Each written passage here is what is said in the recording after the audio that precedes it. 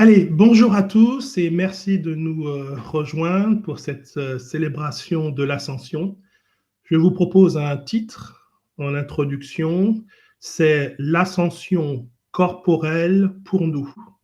J'avais un autre titre également, on pouvait rajouter et ses bénéfices, l'Ascension corporelle pour nous et ses bénéfices. Et le mot-clé ici, c'est corporel, évidemment, corporel. Et nous allons voir pourquoi c'est un mot important relié à l'ascension. Alors, en introduction, j'aimerais vous donner plusieurs points pour donner un cadre à ce que nous allons dire ensemble. Premièrement, donc, la célébration de l'ascension, ce n'est peut-être pas la célébration préférée, j'allais dire, des chrétiens. Si je devais vous demander d'écrire, de prendre une page, de vous donner 1 heure et d'écrire sur l'ascension, peut-être que plusieurs d'entre nous, ça nous prendrait plus de temps pour réfléchir ou pour trouver des choses à dire. Lorsqu'on considère la liturgie chrétienne, oui, on voit Jésus-Christ en croix, Jésus-Christ incarné. Il y a des tableaux qui existent, des peintures qui existent sur l'ascension, mais peut-être moins nombreuses que celles qui sont sur l'incarnation ou la crucifixion ou même la résurrection. Et pourtant, l'ascension, c'est une célébration à part entière. Et le premier point que j'aimerais faire ressortir, c'est que tout ce que Jésus-Christ a accompli, s'il n'y avait pas eu l'ascension, tout ce qu'il aurait accompli pour nous n'aurait servi à rien. Donc, c'est l'ascension qui donne un sens, qui complète tout ce que Jésus-Christ a fait depuis son incarnation, son dépouillement, son ministère terrestre, sa crucifixion, la communion et la résurrection. Et c'est l'ascension qui donne le point d'ordre à tout ce que Jésus-Christ a accompli. Sans l'ascension, voici l'importance de l'ascension, tout ce que Jésus-Christ aurait accompli n'aurait servi à rien. Deuxième point, toujours en introduction, c'est qu'en quittant notre temps et notre espace par l'ascension, Jésus-Christ ouvre un temps à l'Église, c'est le temps de l'espérance. Il inaugure le temps de l'espérance pour nous. Et nous sommes dans ce temps-là. Troisième point, Jésus-Christ quitte ses disciples pour commencer avec eux quelque chose de plus fort et quelque chose de plus profond. Et ça, les disciples ont bien compris. Lorsqu'ils l'ont vu s'élever, comme on le lit dans Acte 1 ou le dernier verset de Luc, lorsqu'ils le voient se lever comme ça, ils ne sont pas tristes. Et ils comprennent très bien que Jésus-Christ, que même s'il va devenir, il leur devient absent, il sera absent corporellement, physiquement, je veux dire par là, il va commencer quand même avec eux quelque chose de plus profond, de plus solide, de plus intime également, qu'ils n'avaient pas vécu jusque-là pendant le ministère terrestre de Jésus-Christ. Et cela va les aider dans leur ministère dont on parle dans le livre des Actes, parce qu'ils comprennent qu'à chaque fois qu'ils se déplacent dans le livre des Actes pour accomplir leur ministère, leur mission, eh bien, Jésus-Christ est avec eux, il est avec eux par le Saint-Esprit, et qui est parfois appelé, dans le livre des Actes, il est parfois appelé l'Esprit de Christ. Donc, c'est comme une sorte de paradoxe qui se passe ici. Oui, il les quitte en s'élevant dans les airs, mais ils savent qu'il est encore plus présent. Il est présent avec eux plus qu'il ne l'a jamais été auparavant par le Saint-Esprit. Et c'est l'ascension qui inaugure, qui ouvre cela pour les disciples. Autrement dit, les disciples, en voyant Jésus-Christ s'élever dans les airs et rejoindre son Père, ont compris que Jésus-Christ deviendrait présent, entre guillemets, autrement qu'il ne l'avait été avant, partout où ils iraient. Point suivant, s'il vous plaît, toujours en introduction, c'est que par l'ascension, et c'est ça qui est, je pense que c'est l'un des points les plus importants ici, par l'ascension, Jésus-Christ, et je reprends ce terme de confinement, par l'ascension, Jésus-Christ confine pour toujours notre chair, notre nature humaine, notre humanité en lui. et il la glorifie. Il la glorifie après l'avoir sanctifiée. Donc, c'est là le sens de corporel dans le titre que je vous donnais tout à l'heure, d'accord? C'est que dans l'ascension, notre nature humaine est confinée pour toujours en Jésus-Christ. Jésus-Christ demeure pleinement et pour toujours, pleinement Dieu et pleinement homme. Alors, notez s'il vous plaît 1 Timothée 2, verset 5, lorsqu'on parle de Jésus-Christ pleinement homme, 1 Timothée chapitre 2, verset 5, il n'existe qu'un médiateur entre Dieu et les hommes, Jésus-Christ, que dit l'apôtre Paul, homme, Jésus-Christ, homme. Donc, Christ, en montant auprès de son Père, il est toujours homme, il a un corps et ce corps, il est glorifié, évidemment. Colossiens, nous, on va se reporter dans Colossiens 2, verset 9, le premier verset, Colossiens 2, verset 9. Et vous avez noté, s'il vous plaît, 1 Timothée 2, verset 5, Colossiens 2, verset 9, je lis, car en lui habite corporellement toute la plénitude de la divinité. Je relis, en lui habite corporellement toute la plénitude de la divinité. Donc, vous voyez, on retrouve la nature divine de Jésus-Christ et la nature humaine de Jésus-Christ avec le mot corporellement. L'apôtre Paul aurait pu se contenter d'écrire « en lui habite la plénitude de la divinité », on aurait compris, parce qu'il est Dieu, Jésus-Christ est Dieu, hein, mais non, il rajoute ici ce mot corporellement, cet adverbe, pour dire qu'il y a quelque chose de plus, il y a quelque chose de différent qui se passe avec l'ascension, car en lui habite, c'est en ce moment, c'est maintenant, à lui habite corporellement toute la plénitude de la divinité. Donc, le point qu'il faut retenir ici, c'est que Jésus-Christ est pleinement Dieu et pleinement homme, et c'est à cause de cela qu'il est le médiateur parfait entre le Père et nous, parce qu'il possède toujours cette double nature. Jésus-Christ est le médiateur parfait parce qu'il possède pour toujours sa double nature. Il n'a jamais voulu se dépouiller de sa nature humaine. Lorsqu'on lit j'ai hâte de retrouver le Père ou j'ai soif de ta présence, ce n'est pas pour se débarrasser ou laisser derrière lui cette nature humaine qu'il a prise, qu'il a adoptée lors de l'incarnation. Et c'est le contraire, c'est tout le contraire. Il a hâte de retrouver le Père avec cette nature humaine, avec cette humanité glorifiée. C'est un peu comme l'apôtre Paul le dit dans 2 Corinthiens chapitre 5 verset 4, hein, lorsqu'il dit « Nous souhaitons non pas nous dépouiller, mais nous revêtir ». C'est ce que Jésus-Christ aurait pu dire. Il ne souhaite pas se dépouiller de la condition d'homme, de la nature humaine, mais il souhaite la revêtir, cette nature humaine, de quoi? La revêtir de la gloire. Donc nous allons voir tout à l'heure quels sont les bénéfices justement de cette ascension corporelle. Nous sommes nous aussi toujours dans un corps, Christ est dans un corps, cela veut dire qu'il y a un lien entre nous deux, entre nous tous, à cause de cette réalité-là.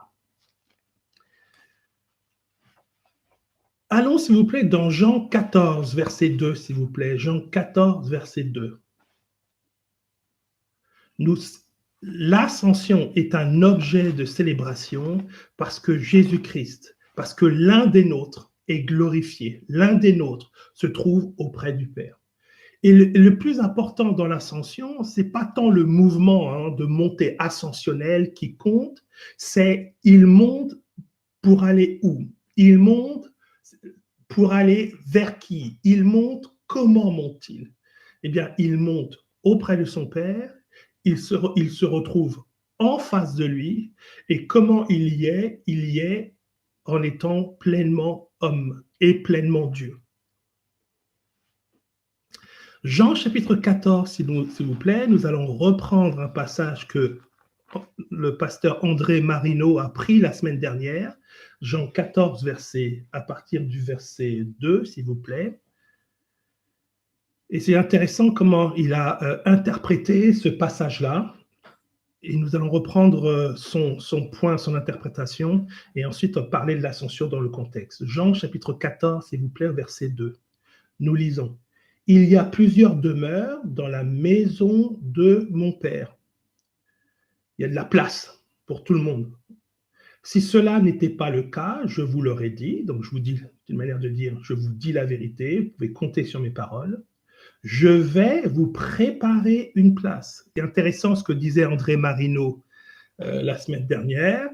Je reprends ce qu'il disait aussi. C'est quelle est cette place? Quelle est cette place que Jésus-Christ va nous préparer? Et il avait dit, c'est une place qui nous prépare dans sa crucifixion, dans sa mort. Donc, dans sa mort, Jésus-Christ nous prépare une place parce que nous mourrons avec lui, ou plus précisément, il fait mourir notre vieil homme. Donc, la place que Jésus-Christ nous prépare, c'est la place dans sa mort, dans sa crucifixion. Et c'est une mort bénéfique. C'est ça, une mort bénéfique. Je vais vous préparer une place. Verset 3. Donc, ça change la suite, si vous voulez, du verset, lorsqu'on comprend cela. Verset 3. « Et lorsque je m'en serai allé, dans sa mort, dans la mort, et que je vous aurai préparé une place dans ma crucifixion, je reviendrai. » Donc, si on se base sur cette interprétation-là, je reviendrai veut dire je ressusciterai. Je ressusciterai. Et je vous prendrai avec moi. Donc, qu'est-ce que ça veut dire maintenant si je reviendrai, c'est la résurrection, et je vous prendrai avec moi? Qu'est-ce que ça représente? Je vous prendrai avec moi. Je vous prendrai avec moi, c'est l'ascension, ça devient l'ascension. Afin que là où je suis, vous y soyez aussi. Voici la bonne nouvelle de l'ascension.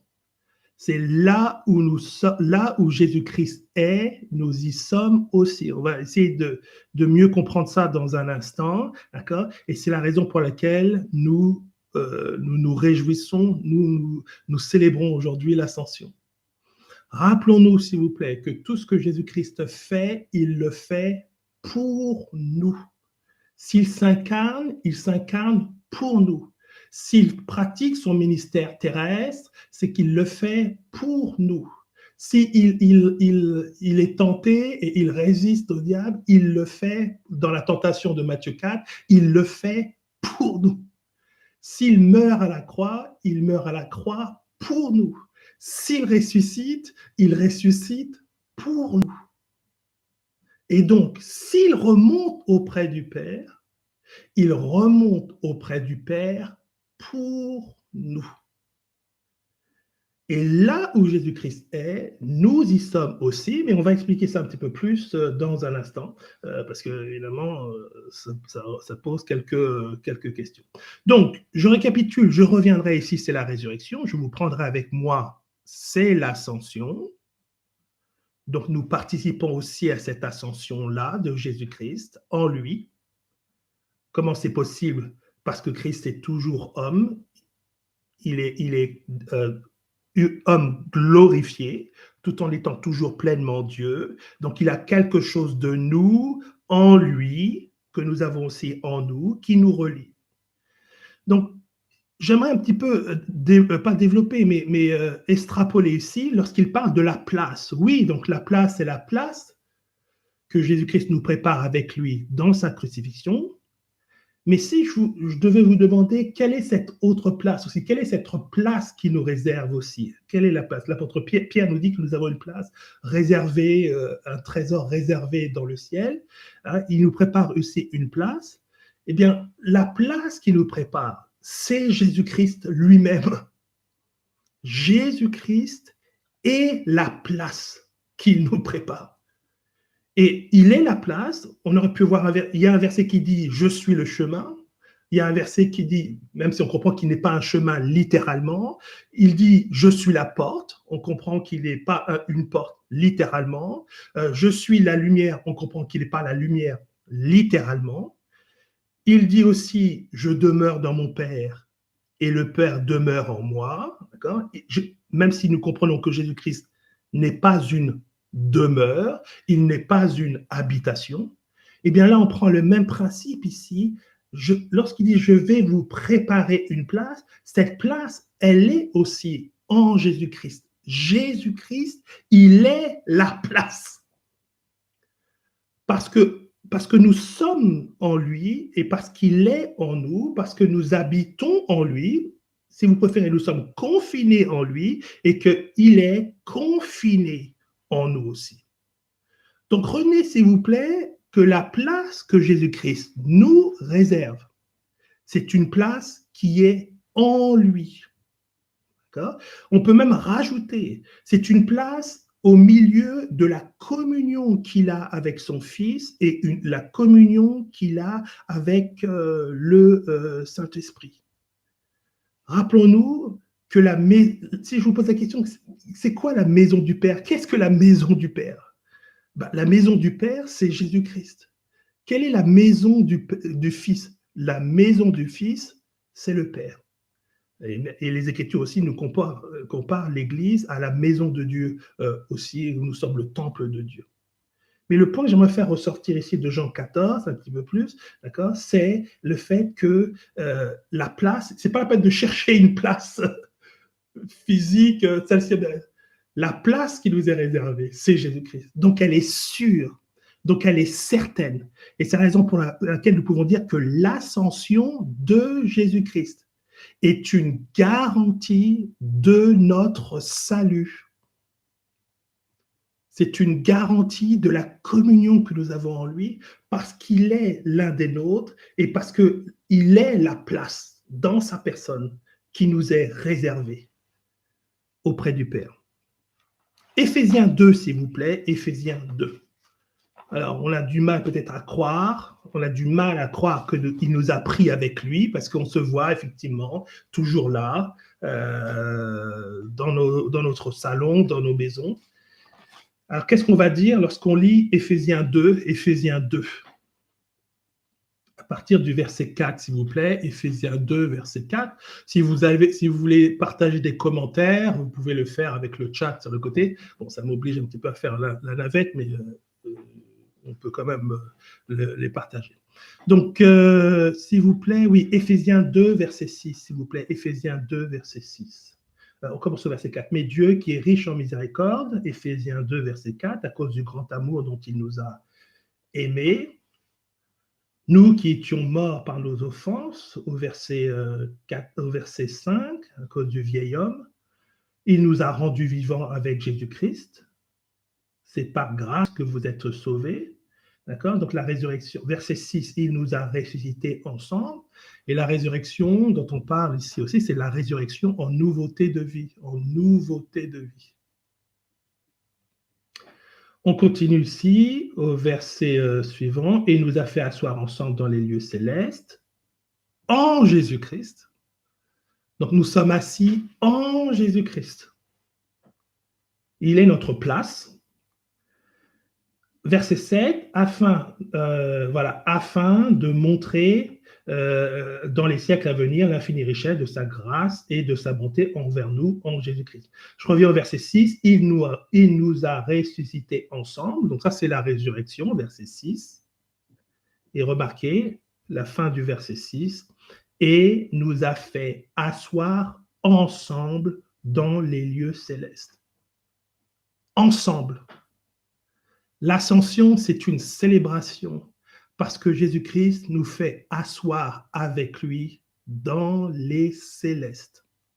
Alors, on va faire ressortir 3 points par rapport à ce verset-là, parce que si je devais vous poser la question, où sommes-nous assis en ce moment? Vous allez dire tout sauf au ciel. Quelque part, vous avez raison. Que veut dire ce verset-là? Il nous a fait asseoir ensemble dans les célestes. Il faudrait s'arrêter, il faudrait réfléchir, il faudrait méditer. par rapport à ce que ça veut dire. C'est une bonne nouvelle. Euh, Remarquez, je prends un petit peu une analogie ici. Je vous dis, par exemple, que vous siégez, nous siégeons au Conseil de sécurité de l'ONU. Si je vous dis ça, Jean 17, verset 24, que nous dit Bernard, Jean 17, verset 24, il demeure en moi et moi je demeure en lui, je crois que ça doit être ça, Jean 17, verset 24. Voilà, moi en eux, c'est ça. Afin que moi en eux et toi en moi, verset 23, et que le monde connaisse. Donc c'est Bernard qui nous envoie ce verset-là, que tu les as aimés comme tu m'as aimé. Père, je veux que là où je suis, ben ça c'est l'ascension. C'est l'ascension, là où je suis. Afin que là où je suis, je suis ce que tu m'as donné, donc c'est toute l'humanité, tout le monde, toute l'humanité, mais seule l'Église le sait, le croit, le voit, le comprend, que tu m'as donné, soit aussi avec moi, afin qu'il voie ma gloire, la gloire que tu m'as donnée. Donc lorsqu'on parle de gloire, c'est une petite digression par le biais de ce que Bernard nous écrit, lorsqu'on parle de la gloire de Dieu, c'est quoi la gloire de Dieu? C'est au moins trois choses, la gloire de Dieu. Un, c'est sa sainteté. C'est sa sainteté, la gloire de Dieu. Deux, c'est l'unité qui existe, je dirais, au sein de Dieu. C'est cette unité, la gloire de Dieu. C'est l'unité qui existe entre le Père, le Fils et le Saint-Esprit. C'est la gloire du Dieu, le Dieu trine, évidemment. La sainteté, c'est la sainteté de Dieu, la sainteté de Père. C'est ça la gloire. La gloire de Dieu, c'est sa sainteté. Troisièmement, la gloire de Dieu, c'est ça, c'est son amour.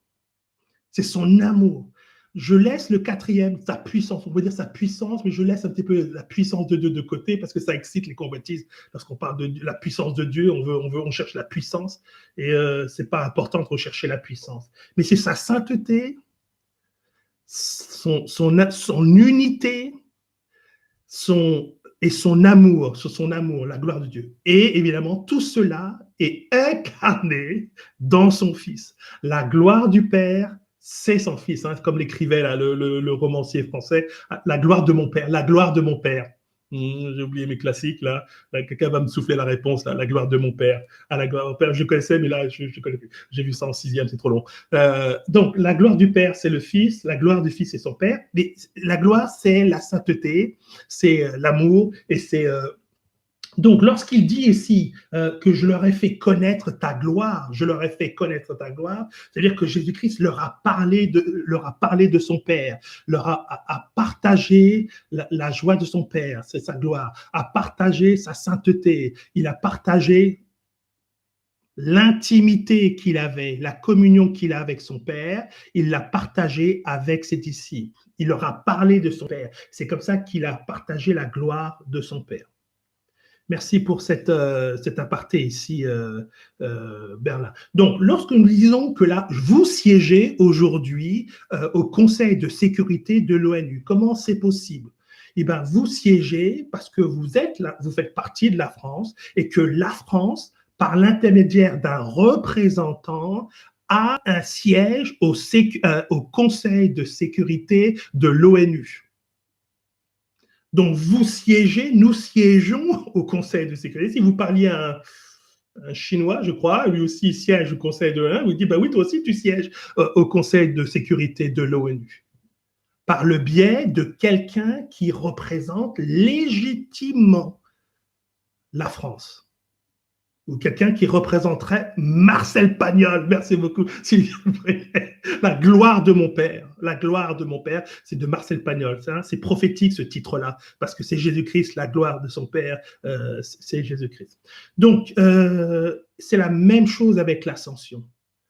Par l'ascension, grâce à l'ascension, nous siégeons maintenant, d'accord, devant le Père, auprès du Père.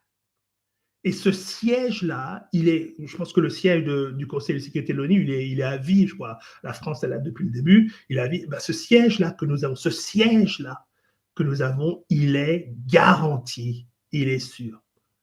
Donc, votre assurance du salut, ne demeure pas dans quelque chose que vous pourriez faire de bien ou d'excellent ici et maintenant. Notre assurance du salut demeure dans la présence vicariale de Jésus-Christ. Demeure dans le fait que nous avons un siège nous est garanti. Et ce siège-là, c'est une image, c'est une personne. Et nous pourrons dire tout à l'heure la même chose concernant la sanctification aussi, par rapport à l'ascension, parce que c'est l'ascension qui initie notre sanctification.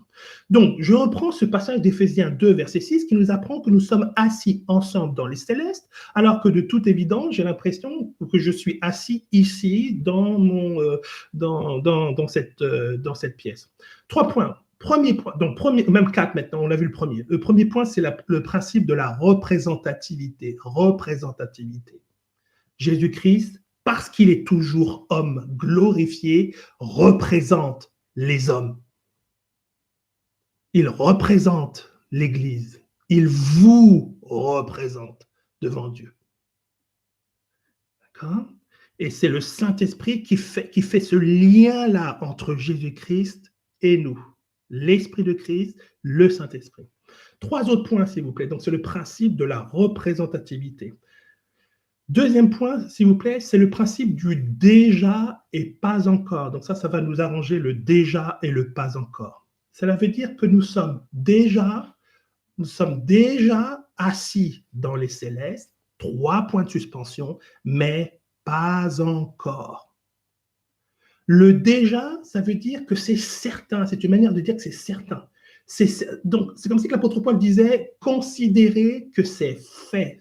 Parfois, vous parlez à quelqu'un et vous dites à un ami, est-ce que tu peux faire ça pour moi? Et il dit, Dominique, c'est comme si c'était fait.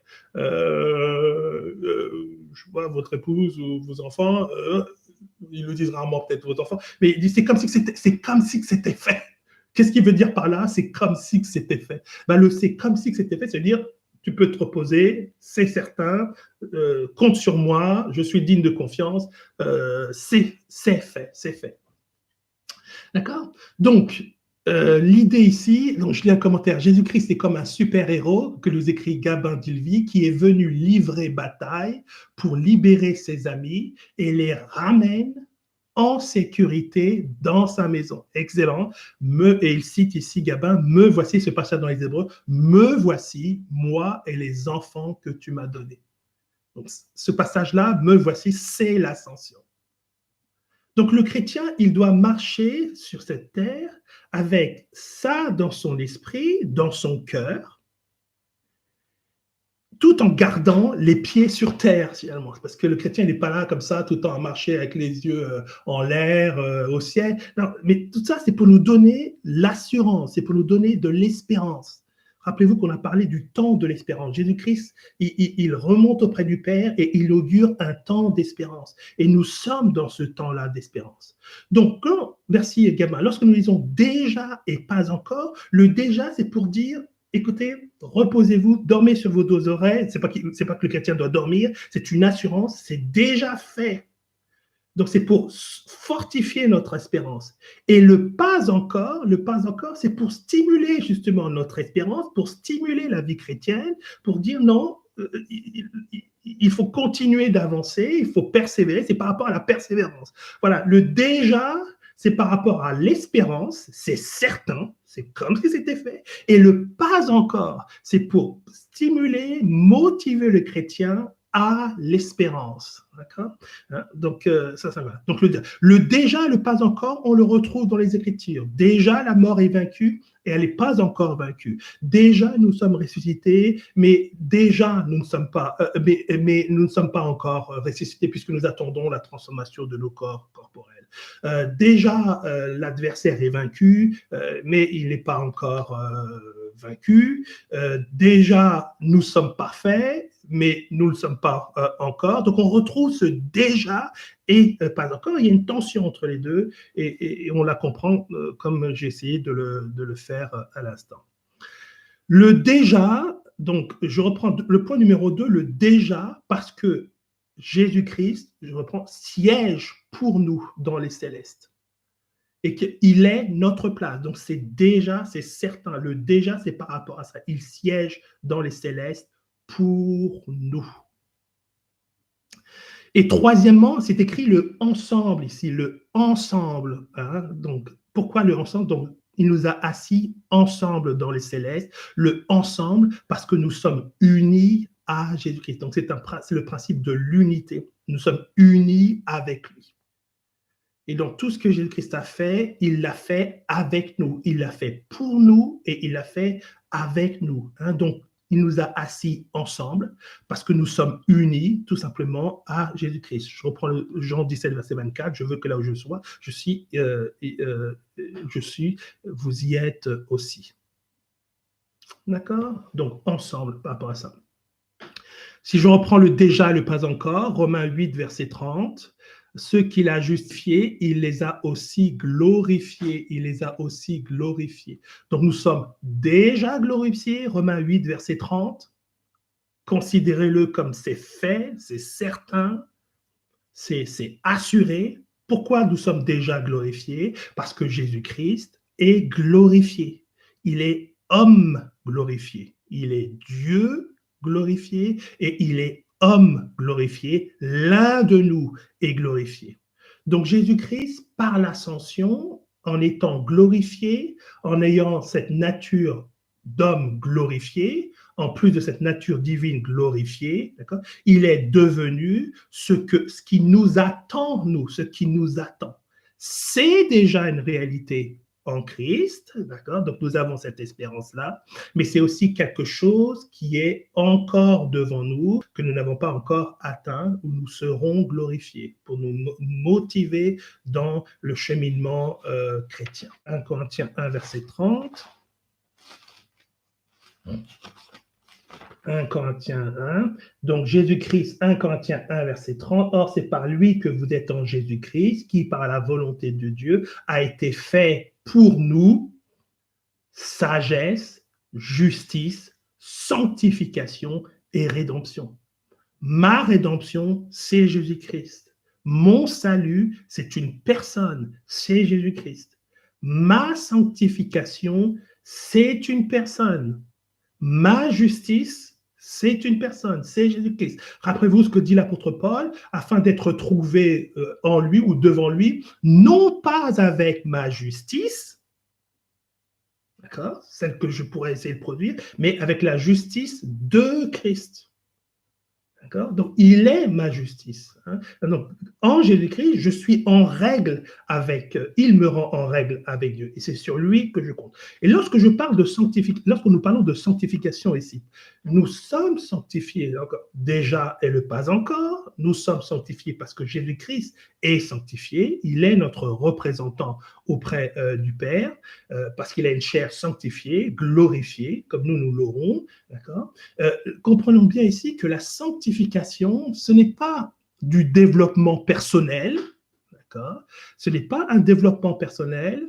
Jésus-Christ a été fait pour nous, oui, par l'incarnation, effectivement, que dit Bernard, par l'incarnation, et par l'ascension aussi, et par l'ascension ensuite on rajoute, d'accord? Donc la sanctification, ce n'est ni plus ni moins Jésus-Christ qui vous communique sa vie de saint, dans notre vie ici terrestre, dans notre vie de tous les jours. Donc c'est la participation, la sanctification, c'est la participation par le Saint-Esprit dans la vie, ou c'est la diffusion plutôt, voilà, c'est la diffusion de la vie sainte de Jésus-Christ en nous. Et au fur et à mesure que nous marchons avec Jésus-Christ, dans la communion du Saint-Esprit et dans la foi du Père, eh bien cette vie-là de saint, elle est distillée en nous. Et on progresse de cette façon-là. D'accord? Donc oui, il y a une persévérance que le chrétien doit avoir, il y a une foi que le chrétien doit avoir, en gardant ses yeux fixés sur Jésus-Christ, mais en comprenant bien que ce processus auquel il participe volontairement, il y a des résistances à faire sauter, eh bien c'est lui qui les produit, c'est lui qui le fournit. Parce que lorsqu'on parle de sanctification, on parle vraiment de choses profondes en nous qui doivent être sanctifiées. Donc tout en nous doit être sanctifié. Mes pensées doivent être... Et ça, il n'y a que Jésus-Christ qui peut faire cette sanctification. Mes motivations doivent être sanctifiées. Mon humour doit être sanctifié. Mes yeux doivent être sanctifiés. Mais mon passé doit être sanctifié. Mes blessures du passé doivent être sanctifiées. Mon subconscient doit être sanctifié. Mes oreilles doivent être sanctifiées par rapport à ce que j'accepte d'entendre ou pas d'entendre. Ma bouche doit être sanctifiée. Comment voudriez-vous vous occuper de votre propre sanctification lorsqu'on parle de l'exigence de sainteté que Dieu a? L'exigence de sainteté. C'est impossible. Allons dans l'Ancien Testament, il nous reste 10 minutes. On parle de la double nature de Jésus-Christ. La double nature de Jésus-Christ. Toujours pleinement Dieu, toujours pleinement homme. Nous allons voir ensemble 2 ou 3 images de l'ascension dans l'Ancien Testament, d'accord, basées sur 3 points qu'on a fait ressortir, c'est-à-dire élevé en gloire, ensuite une personne qui sert d'intermédiaire, Jésus-Christ sert d'intermédiaire, de médiateur, parce qu'il a une double nature. Et une nature d'homme glorifiée. Donc, il est pleinement Dieu, pleinement homme. C'est ça qui est important. Et ensuite, 3e point, il reste lié, une personne qui reste liée à son peuple. Comme Jésus-Christ reste lié aux hommes parce qu'il demeure lui-même homme. D'accord? Dans l'Ancien Testament. Je prends l'exemple du souverain sacrificateur. On n'aura pas le temps de s'y reporter. Le souverain sacrificateur est une figure de Jésus-Christ élevé en gloire par l'ascension. Oui, je vous l'accorde, il n'y a pas de mouvement ascensionnel lorsqu'on voit la pratique de souverain sacrificateur, mais c'est l'idée qu'il rentre dans le Saint des Saints. C'est ça l'ascension aussi. Et lorsqu'il rentre dans le Saint des Saints, donc c'est une manière qu'il est élevé en dignité, le souverain sacrificateur, parce qu'il est admis dans la présence même de Dieu. Donc même s'il ne s'élève pas comme ça, il est en présence, vous allez retrouver ça, c'est la raison pour laquelle Hébreu, on parle tant du souverain sacrificateur par rapport à l'ascension, Hébreu 8.1 et Hébreu 10, verset 21, Hébreu 8.1, Hébreu 10, 21, d'accord? Et lorsqu'il rentre dans le Saint des Saints, il rentre en tant que représentant de toute la nation d'Israël. Il porte des objets, des bijoux spéciaux qui représentent chacune des tribus, des 12 tribus, le souverain sacrificateur. Allons, s'il vous plaît, 2e exemple, dans Genèse 45. Genèse 45, c'est un exemple que nous avons déjà pris, Genèse 45. Genèse 45. Je peux même en faire le résumé, Genèse 45, d'accord? Eh bien, dans Genèse 45, c'est Joseph, vous l'avez compris, Joseph, Genèse 45, vous lirez à partir du verset 9, Genèse 45, verset 9. Lorsque nous avons lu tout à l'heure, je m'en vais vous préparer une place, c'est bien ce qui s'est passé avec Joseph, n'est-ce pas? Joseph a été envoyé devant ses frères pour leur préparer une place. Et la place qu'il leur a préparée, évidemment, ça ne peut pas être en lui cette fois-ci, comme on l'a dit avec Jésus-Christ. Je vous rappelle que la place que Christ nous prépare, elle est en lui. C'est lui la place. Il est la place. Ce n'est pas littéral, c'est une image. Comme le fait d'être une porte, ce n'est pas littéral, c'est une image. Christ n'est pas une porte. Christ n'est pas une place, Christ n'est pas une maison. Mais c'est l'idée de communion, l'idée d'intimité. Il est la place. Cherchez pas ailleurs. La récompense, s'il y a une récompense qui attend les chrétiens, c'est lui la récompense, Jésus-Christ. Ne cherchons pas ailleurs. S'il y a quoi que ce soit, tout converge en Jésus-Christ. D'accord? La vie éternelle, c'est Jésus-Christ, la vie éternelle, la relation que nous avons avec lui et qu'il nous transmet avec le Père. Donc, Genèse 45, verset 9, Joseph est envoyé au-devant de ses frères. Il leur prépare une place. La place qu'il leur prépare, c'est les terres fertiles de Goshen, je crois. Et remarquez au verset 9, Genèse 45, verset 9, parce que c'est prophétique de l'ascension, finalement. C'est un passage qu'on a déjà pris. Genèse 45, verset 9. Donc, ce n'est pas vous qui m'avez envoyé ici, mais c'est Dieu. Il m'a établi père. Genèse 45, verset 8. Il m'a établi père de Pharaon. Bon, ça, c'est l'ascension. Père, c'est pas qu'il est le père physique, c'est en dignité. Hein, maître de toute sa maison, c'est ce que ça veut dire maître, gouverneur de tout le pays. Hâtez-vous de remonter auprès de mon père et de lui dire, d'envoyer le message. Dieu m'a établi. On lit ça au verset 9. Et verset 10 maintenant, Genèse 45, verset 10, tu habiteras dans le pays de Goshen, et remarquez bien, et tu seras près de moi. Le paradoxe de l'ascension, c'est que Jésus-Christ remonte auprès de son Père pour être au plus près de nous, pour être au plus près de nous. Et nous n'avons jamais été au plus près de Jésus-Christ que par l'ascension. Nous n'avons jamais été au plus près du Père que par l'ascension. Déjà, et pas encore. D'accord ? Troisième point ici, je vous nourrirai, verset 11, et là, je te nourrirai, c'est ce que Jésus-Christ fait, je te nourrirai.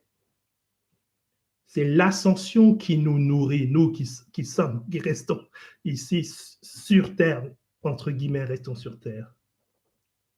Comment Jésus-Christ nous nourrit-il? Comment Jésus-Christ nous nourrit-il? Eh bien, il nous nourrit en envoyant son Saint-Esprit. Et le Saint-Esprit, c'est la nourriture que Jésus-Christ nous donne, parce que c'est grâce au Saint-Esprit que la relation que nous avons avec Dieu est nourrissante, nous comble, nous nourrit et nous donne du repos, de la paix, nous comble. Genèse 47, 11, pardon. Là où je suis, vous y serez aussi, 47, 11. Hein, d'accord, vous relirez ça, c'est exactement 1, 47, 11. Joseph établit son père et leur donna une propriété dans le pays, dans la meilleure partie du pays, dans le contrée de Ramsès, comme Pharaon l'avait donné, d'accord. Et donc, les frères se retrouvent là où Joseph est, dans la partie la plus fertile, évidemment. Là où je suis, vous y soyez aussi. Verset 13, toute ma gloire, 45, 13, j'ai noté toute ma gloire aussi, c'est l'ascension. Racontez à mon Père toute ma gloire. D'accord. Jean 14, verset 2, Didier, oui, je l'ai déjà cité tout à l'heure, Jean 14, verset 2, toute ma gloire, ça c'est l'ascension. Dernier exemple, donc on a vu le souverain sacrificateur, vous pouvez retrouver ça dans Lévitique, on a vu l'exemple de Joseph, on pourrait parler de Daniel, les trois amis de Daniel, les trois sont un finalement, ça peut être une image de la Trinité parce qu'ils parlent tous d'une même voix. Esther, s'il vous plaît, Esther, donc l'exemple d'Esther, c'est vraiment une image de l'ascension, Esther, c'est vraiment une image de l'ascension. Elle est médiatrice, comme Joseph est médiateur entre ses frères et le Pharaon, comme le souverain sacrificateur et médiateur. Sa position ou son statut apporte un bénéfice au peuple, aux siens, d'accord? Donc le statut de Jésus-Christ m'apporte un bénéfice, aussi, comme on l'a expliqué. La sanctification, c'est un bénéfice. Le caractère de Jésus-Christ qui m'est transmis, c'est un bénéfice. La vie de Jésus-Christ, c'est un bénéfice. Troisièmement, tout en ayant ce statut-là, c'est intéressant ce que l'on dit de Esther, elle reste liée à la base, elle reste liée à son peuple. Allons dans Esther, s'il vous plaît, Esther 2, verset 20, Esther 2, verset 20. C'est juste avant Job, juste avant Psaume, Esther 2, verset 20, donc elle devient reine, Esther, donc c'est comme ça qu'elle devient reine, et donc elle a une double nature finalement, elle est maintenant reliée au royaume d'Assuérus, je crois, ou j'ai oublié, c'est ça, et elle est reliée aussi à son oncle, et elle est reliée à ses origines. C'est comme si que Jésus-Christ, entre guillemets, restait lié à ses origines humaines par l'incarnation. Ses origines sont divines, mais c'est comme si par l'ascension, puisqu'il est glorifié en tant qu'homme aussi, tout en étant Dieu aussi pleinement, je le répète, il garde un lien avec ses racines d'homme. Il ne se dépouille pas de son humanité. Et remarquez ici au verset 20, Esther n'avait fait connaître ni sa connaissance ni son peuple, car Mardochée le lui avait défendu, et elle suivait les ordres de Mardochée aussi fidèlement qu'à l'époque où elle était sous sa tutelle. Jésus-Christ, en s'incarnant, il rentre sous la tutelle de l'humanité, de l'homme, de l'humanité. Il rentre dans la peau de l'homme, d'accord? Il est sous la tutelle de son Père, il s'incarne, mais par l'incarnation, comme Esther, il reste lié à l'humanité, comme Esther, en dépit de son statut. Elle dit, écoutez, non, non, ça c'est mes origines, elles sont trop modestes, je ne veux même pas qu'on en parle. Oui, on donne un petit peu cette impression-là. Bien qu'elle n'ait pas révélé ses origines, elle reste quand même liée parce que c'était stratégique pour elle, pour pas qu'il y avait des gens qui en voulaient aux Juifs à cette époque-là. Allez, on termine s'il vous plaît, il est 45-46, on va terminer dans Colossiens 3,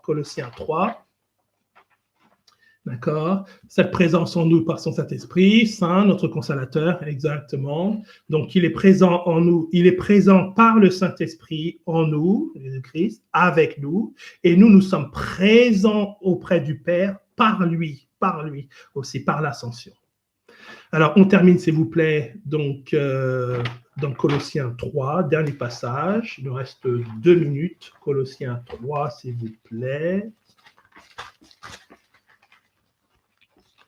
Je n'ai pas cité évidemment le psaume 24, versets 7 à 10. Vous nous le notez simplement, tout comme Moïse, une double nature. Moïse, effectivement, il était à la fois israélite et égyptien. Joseph avait une double nature, à la fois égyptien et israélite. Et Moïse a gardé sa nature d'israélite.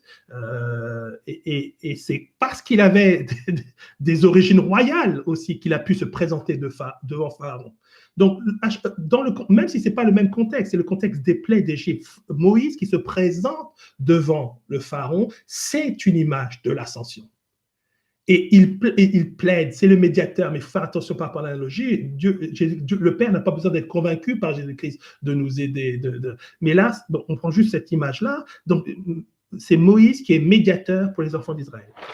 Psaume 27, versets 7 à 10, je l'ai dit, attaché à ses origines comme Esther. C'est ça, attaché à ses origines. Jésus-Christ reste attaché à ses origines humaines par l'ascension. Psaume 24, versets 7 à 10, oui, élevez-vous, portes éternelles, que le roi fasse son entrée. Donc, c'est David qui écrit ce psaume. Il est projeté dans le temps, il est projeté dans l'espace. Et il est témoin d'une scène qu'il rédige, qu'il écrit de manière poétique. D'accord? Il voit des portes se lever. Et là, on a un contexte de célébration. Élevez-vous, portes éternelles, que le roi fasse son entrée.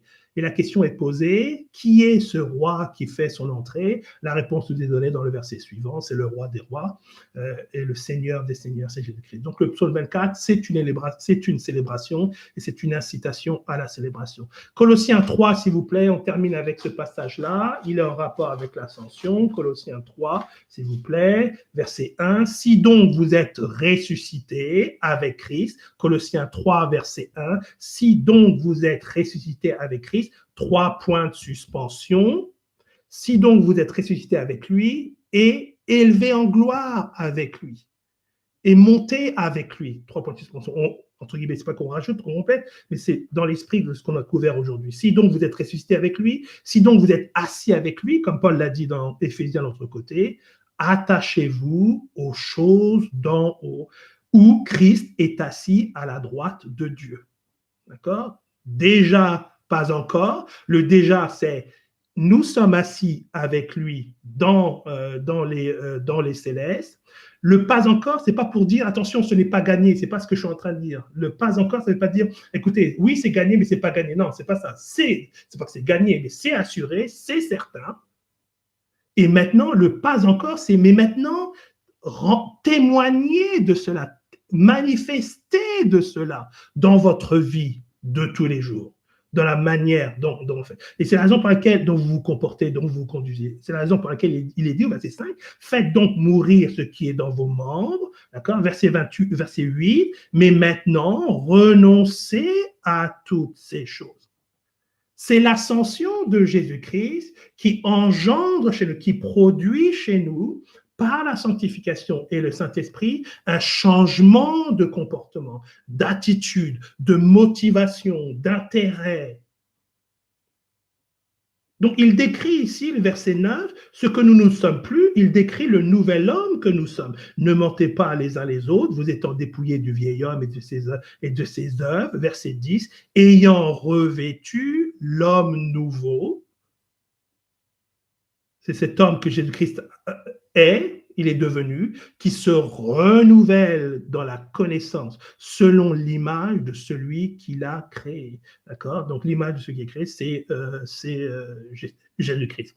Donc je m'arrête là, j'ai même dépassé un petit peu mon temps. Merci beaucoup pour les échanges, merci beaucoup pour votre soutien au nom de tout le CEN, merci pour votre fidélité également. Je vous souhaite de passer un bon dimanche. Merci pour les commentaires également. On n'a pas pu tout développer. Je vous donne rendez-vous samedi prochain à 15h. C'est toujours au même endroit, c'est toujours la même salle. Vous avez le code, c'est pas la peine qu'on vous le renvoie à chaque fois. Et ensuite, à la semaine prochaine. N'hésitez pas à consulter notre site internet. Il y a des études bibliques aussi qui sont là. Ben, ça peut vous entretenir pendant la semaine. Donc, je vous dis au revoir et merci encore une fois et passez un bon dimanche. Et rappelons-nous de tout ce que nous venons de dire par rapport à l'ascension. Au revoir.